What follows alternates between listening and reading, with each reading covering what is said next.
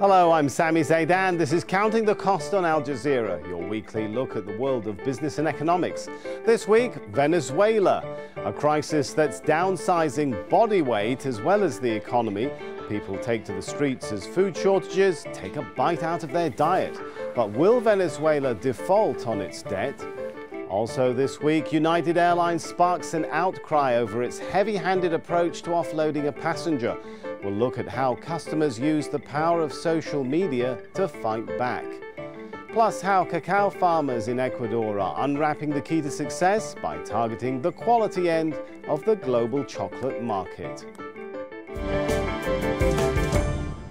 Well, they call it the Maduro diet. People in Venezuela can't get access to food and are suffering from malnutrition on a widespread level. Well, over the past year, 74% of Venezuelans lost an average of 8.7 kilos in weight. And they're blaming the populist government of President Nicolas Maduro. Venezuela's economic meltdown just keeps getting worse, and anger is growing with a president who's failing to meet the people's most basic needs. Theresa Bo reports. Another day of protests in Caracas. Again, opposition supporters took to the streets on Monday to protest against the economic crisis and what they say is the dictatorship of leftist President Nicolas Maduro. We've said it on many opportunities. This is a fight of resistance, and resistance means knowing who will break first. Our will is to continue protesting, or the will of those who oppress in the name of dictatorship, to continue complying with their orders. We are not going to stop. We are going to carry on. Whilst the people accompany us in protest, we will be convoking them and mobilizing them. That is why today we return to the streets and our slogan is, no rest. People in Venezuela have been irritated for months over shortages of basic goods and rampant inflation. Unfortunately, we have gone out into the streets peacefully many times and we have had no response from the government.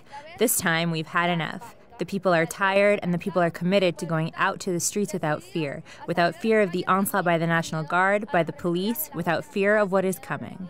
In the last few weeks, demonstrations have increased once again when the Venezuelan Supreme Court decided to assume the functions of the opposition-led Congress. Although the court quickly reversed its decision, street protests continued. On Friday, Venezuela's comptroller's office banned opposition leader Enrique Capriles from public office for 15 years. It said the ruling was due to administrative irregularities in his role as governor. Capriles is widely seen as the opposition's best hope in the presidential elections scheduled for next year. Most protests have degenerated into confrontations between youths throwing stones and security forces spraying crowds with tear gas. The government says the opposition is doing its best to overthrow the government. I'm anxious to call for local elections so we show these people who we are. So they end with the roadblocks and violence, and we respond with votes. On the streets, people think differently. They're demanding a date for local elections and seeking an early presidential vote. They say they won't stop protesting until the government gives in to their demands. So how close is Venezuela to the brink? Well, inflation is clearly out of control. It's expected to rise to a staggering 1,660% this year. According to the IMF, next year's projection is even higher. And the government is running out of cash. There's no money left for imports like food and medicine. But somehow Maduro has managed to keep making bond payments to creditors and prevent the country from falling into default. There are worries about the state-run oil company, though. A lack of investment there means production is falling. Almost all of Venezuela's exports are oil products. Opposition leaders are now calling for the mother of all marches on April 19th, and Caracas is now ranked as one of the world's most violent cities. Well, joining me now from Sao Paulo is Carlos Pio. He's a professor of international political economy at the University of Brasilia. Good to have you with us. You know, back in November, economists were saying there was an 80% chance the country would default on its debt. But it didn't. People are now losing body weight over the economic crisis. How long can the economy keep teetering on for, do you think? Well, it's a pleasure to be with you. I think that the situation is really dire, and there's no bottom line for this. As long as the current government resists all the pressure to step down. And even if that happens, it will be a long and difficult time for the current opposition when running the show to put things in order. So I think that the situation even if it could, if I could jump in, Professor, even if it can stay in power, can it keep the economy patched together and keep it going? No, it's already not packed together and not going. But it hasn't defaulted, despite the predictions of many, has it? No, it hasn't. But it's because of oil prices have gone a little up.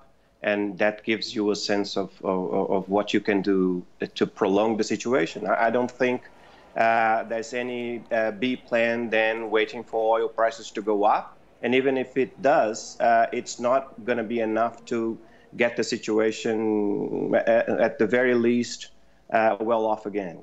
What would happen if the country defaulted on its debt? Well, it would be even worse, but in international terms, for the population in general, I think it's not going to change much. Especially for the oil company, it would mean more difficulties to set contracts with foreign buyers. But it doesn't really change the picture for the population in general. Well, so given what you said, already very bad. In a sense, would a default be worse than continuing trying to go on putting any cash you've got together just to pay off those loans? It doesn't mean that a default would mean that the government would have more cash or just the capacity to spend that cash in ways that would benefit the population. I don't think so. Venezuela is a very corrupt place. The current government has a kind of a mafia ruling. The groups that are with the government benefit the most out of any budget that the government has. So I don't think that that a default would mean that that there would be a way out of the current situation for the population in general. A default may have short-term positive impacts in the government accounts, but it doesn't solve the problems as we know. It has to come with a plan for structural reforms, and that's absolutely against everything that this government or the regime started by Hugo Chavez in the 1990s has preached all along its survival. So I think that there's no plan B for Venezuela except a complete shutdown of the regime and a slow process of building up the political system again and the economy from scratch. All right, Carlos Pio, thanks so much. Ecuador's chocolate is famous the world over for its high quality, but its farmers have rarely tasted the benefits of this success, despite mass exports. Well, a new cooperative of farmers is seeking to change that, as Daniel SCHWEIMLER reports. KALLARI was founded in 2003 to process a product that local people harvested but didn't fully benefit from. The cacao farmers were poorly educated and easy to exploit. Not anymore. Now receiving a better price for a crop that goes into making a high-quality chocolate, containing up to 85% cacao, which is sold around the world. Gonzalo Tanguila, one of more than 800 members of the Farmers Association here, has been producing cacao for 20 years. Speaking to us through a translator in his native Quechua, he said getting a fair price for his harvest allows him to invest in his plantation and in his family. The cooperative ensures youngsters are trained in administration, finance and technology, giving them an incentive not to desert the jungle for the cities, to stay and help keep their language and culture alive. NETTY CAYAPA is the Cacao Growers Association's first female president. When we founded KALLARI, we weren't very well organized and the buyers took advantage of us. They paid us very little, which the Quechua community thought was normal. When we saw that representatives in Guayaquil were selling at very high prices, we realized we were in a fight for the survival of indigenous people, that we have our rights and that our economic status is important. Ingredients for the many flavors that go into the chocolate bars, such as vanilla, banana, ginger, orange and cinnamon, are cultivated alongside the cacao to create a rich mix of nutrients that feed the delicate jungle soil. It's making inroads into the quality end of the world chocolate market, but it's very much a product of the Ecuadorian jungle, cultivated by the indigenous community that knows it best, which is ensuring that it benefits from the sweet taste of success. KALLARI is run by and mostly represents Quechua-speaking indigenous people. Maintaining quality at every stage of the process is vital to thrive in a competitive market. Now we'll determine the percentage of fermentation, the percentage of mold, and the percentage of semi-fermentation, all of which determines the quality before it's exported. Exported to delight the palates of chocolate connoisseurs around the world.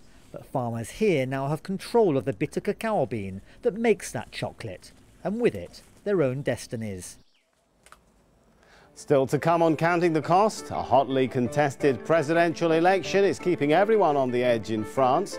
We'll look at the economic issues at stake.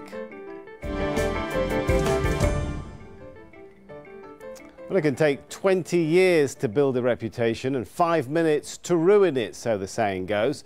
Well, that's exactly what happened to United Airlines when it became the #1 trending topic on Chinese social media.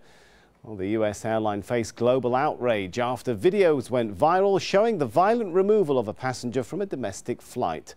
David Dow suffered facial injuries when he was pulled off the overbooked flight. His lawyers hope the case will spark changes in the industry. John HENDREN reports. This is the face of an airline passenger revolt. I hope he becomes a poster child for all of us.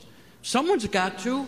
The violent removal of 69-year-old Dr. David Dow from a United Airlines flight by Chicago Aviation Police left him with a concussion, 2 missing front teeth, sinus injuries, and a broken nose that now requires reconstructive surgery.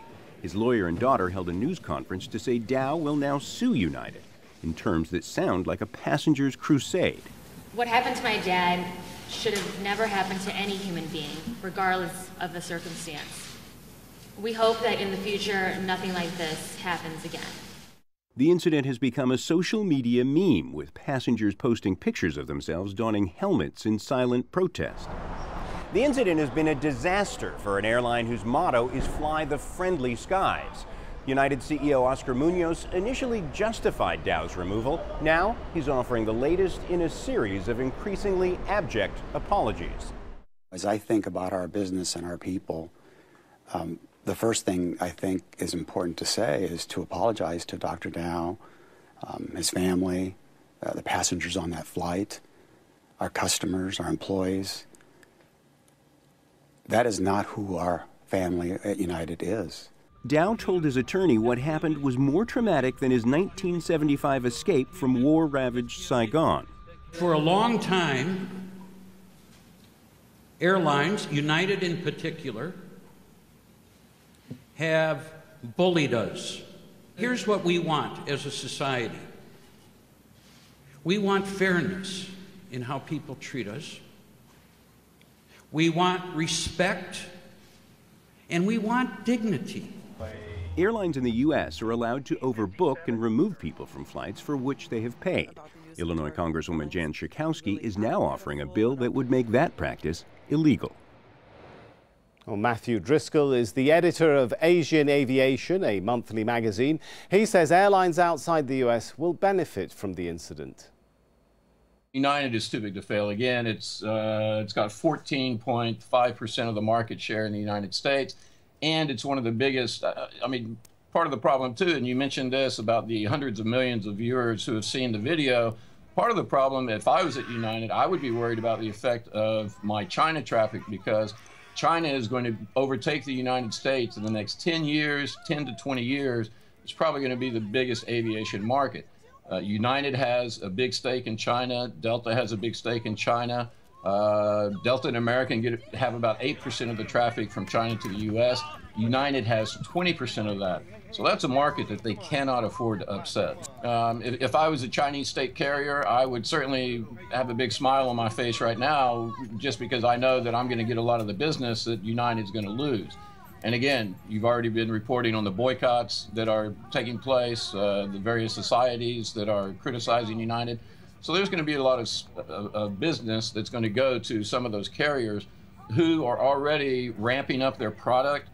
They're spending more on new airplanes. They're spending more on better interiors, better in-flight services, just to try to take market share from the American airlines that are pinning their hopes on future travel in China. In just weeks, the Eurozone's second biggest economy will have a new president. The first round of voting in France will be held on April the 23rd. And people all over Europe are paying attention because the country's position at the heart of the European Union could be at stake. Of the top 4 candidates leading in the polls, 2 want France to pull out of the euro, and up to 2/3 of voters are still undecided. Well, here's a quick recap then of who's who. On the far right, Marine Le Pen is the National Front candidate. She wants to leave the euro, cut immigration and lower the retirement age. François Fillon is the Republican candidate. He wants to stay in the euro and scrap the 35-hour work week. Well, he's facing an investigation into payments to his family for fake jobs. Emmanuel Macron, who is running as an independent candidate, also wants to stay in the euro. In fact, the former economy minister is the only candidate who is strongly pro-European. Jean-Luc Mélenchon, in contrast, wants to renegotiate EU treaties and raise taxes. The far-left candidate is also running as an independent. Well, joining me now from Paris is Jean-Marc Daniel. He's a professor of economics at the business school École Spéciale de Commerce et d'Industrie, Europe. Good to have you with us. How worried should people be about the economic fallout of the French elections? Take us through some of the economic risks.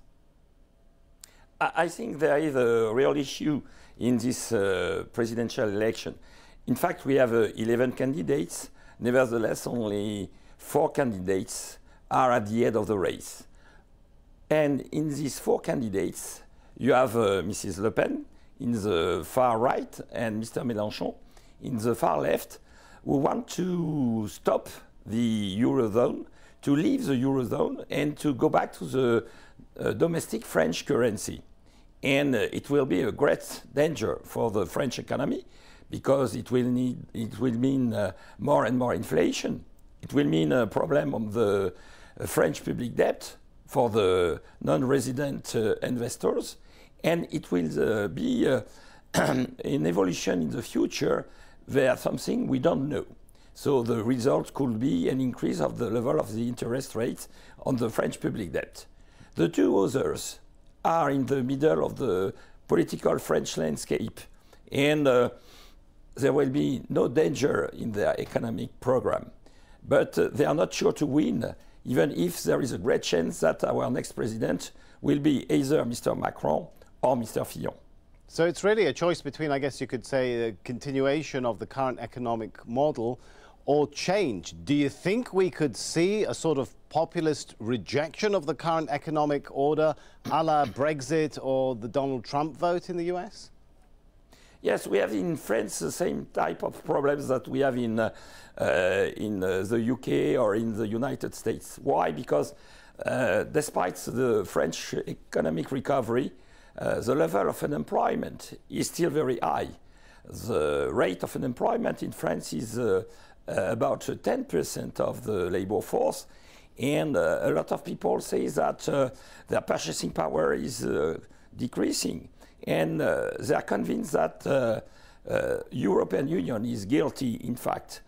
Some people say that we need more competition, that we need to accept the rules of the game of globalization. But for a lot of people in our country, they are convinced that, in fact, European Union and, on the other hand, German authorities are responsible for our economic situation. So the solution could be to stop with European Union and to enter a new phases in our economic construction based on domestic economic policy. I mean, given what you've just said then, I mean, how serious is the possibility of a Frexit, as it's called, a French leaving the European Union? I think that, in fact, French want a new economic policy, but they are convinced that to leave European Union, to go to the Frexit, will be a real threat on their way of life, on their purchasing power. So they want to send a message, a mail to the French authorities telling them you have to find a solution. Our situation could not go on. We can't go on with such an economic crisis. We can't go on with such a level of inequality between, for instance, great cities like Paris and between the old industrial countries like in the northern part of France. Okay, we have to find the solution. What would that solution look like? What kind of reforms do you think the country needs? I think that, in fact, the country needs not to leave the European Union, but to increase the level of competition. And it's the message of Mr. Macron. Mr. Macron says we have to go to the new economy. We have to look for a new version of economic development, of economic growth. And to do that, we need more competition. We need to respect the rules of the games of the European Union. And to reduce our fiscal deficit, we need to reduce taxes.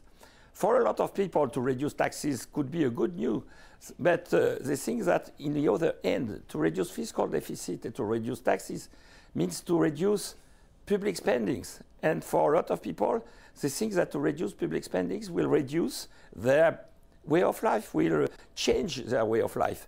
And they say to the government, explain us clearly.